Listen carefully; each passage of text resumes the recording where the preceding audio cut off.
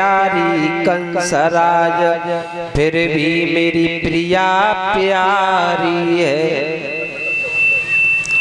ये शपथ उठा कर कहता हूँ अपना प्रण पूर्ण निभाऊंगा, जो लाल देवकी के होगा मैं त्यारे हाथ गहाऊंगा। कहने का मतलब, कहने लगे वसुदेव मुझे और देवकी को अपनी अधीनता में कर लो, हमारे द्वारा जो संतान पैदा होगी तुम्हें अवश्य दे देंगे, अवश्य दे देंगे। श्रोता बंधुओं, आज भोजराज कंस ने वही किया है। हुआ ऐसा, धीमे धीमे समय व्यतीत होने लगा। कुछ समय उपरांत देवकी के उदर से पहले बच्चे का जब जन्म होता है, और जब जन्म हुआ भोजराज कंस के पास वसुदेव उस बच्चे को अपनी गोद में लेने के बाद जब गए हैं, और जब गोद में लेकर के जब भोजराज कंस के पास वसुदेव पहुंचे, भोजराज कंस ने उस बच्चे को देखा।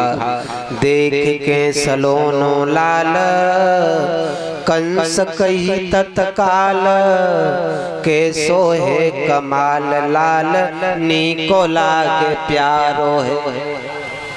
मोहित हो गया बच्चे के ऊपर, कहने लगा इसे मैं नहीं मारूंगा। नैन जाके गोल गोल भाल की न होवे तोल, मेरो जिया जामे डाले पावन दुलारो है। आठवें की बात एक मैंने मान राखी टेक, विधि को कौन जाए लेख, सबने यही विचारो है। भोजराज कंस कहने लगे इसे हम नहीं मारेंगे, मेरा काल तो 8वां है, इसे हम नहीं मारेंगे। लेकिन नारद जी को चैन ना पड़ो। भोजराज कंस के पास से चले हैं आज वसुदेव, उस बेटा को लाकर मैया देवकी की गोद में जब दिया है तो मैया देवकी बड़ी प्रसन्न होती है, बहुत प्रसन्न बनी।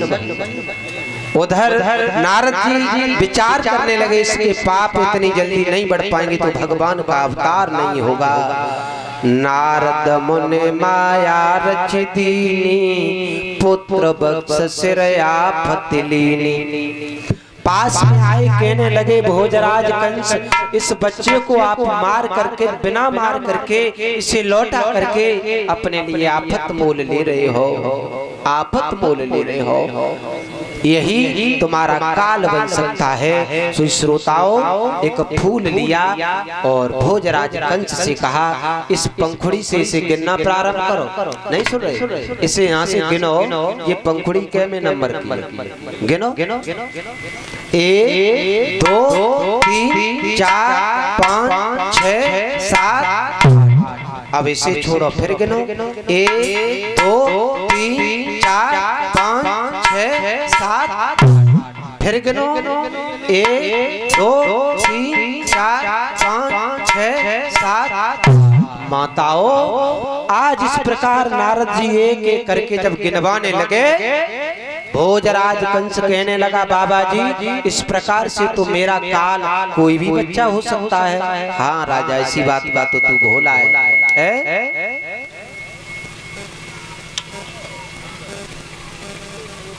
आज माताओं, भोजराज कंस क्रोध करके जब वहां से चला और क्रोध करके मैया देवकी के पास आया, उसने उस बच्चे को मैया देवकी की गोद से छीन लिया, उठा करके जैसे पत्थर में मारा। छोटा सा शिशु, उसके शरीर के चिथड़े चिथड़े उड़ जाते हैं। मैया देवकी ने ये दशा देखी तो रोने लगी।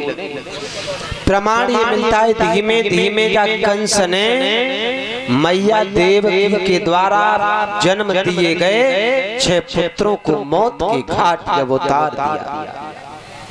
मेरे भैया, आज जब 6 पुत्रों को मार दिया, मैया देव की देन में दुखी हो रही है, कहने लगी हे विधाता अब क्या होगा। 7वें गर्भ की बारी थी। 7वें गर्भ को भगवान की कृपा ने रोहिणी के गर्भ में जब प्रवेश कर दिया है, भोजराज कंस को बता दिया कि 7वां गर्भ खंडित हो गया। मेरे भैया भोजराज कंस ने ये सुना कि 7वां गर्भ खंडित हो गया, हो सकता है 8वां भी खंडित हो जाए तो हमारा काल बिना मारे मर जाए। उधर मैया देवकी की जेल में बड़ी दुर्दशा है। 8वें गर्भ की बारी है, कंस के यहाँ तैयारी है। जेल में बहन बेचारी, मैया की आंखों से अश्रुधारा बह रही है। हे विधाता वो कौन सा समय होगा जिस समय आप आकर के मेरे पापों को हर लोगे। इस कंस के द्वारा दिए गए अत्याचारों से अब मुझे बाज नहीं आना पड़ रहा। मैं बड़ी दुखी हूँ। घुटनन में सर दो माता मैया देव की रोने लगी। सभी भक्त ताली बजाते हुए बोलेंगे, माताएं बोले साथ दे, पिता तुल्य हमारे सभी बुजुर्ग बोले।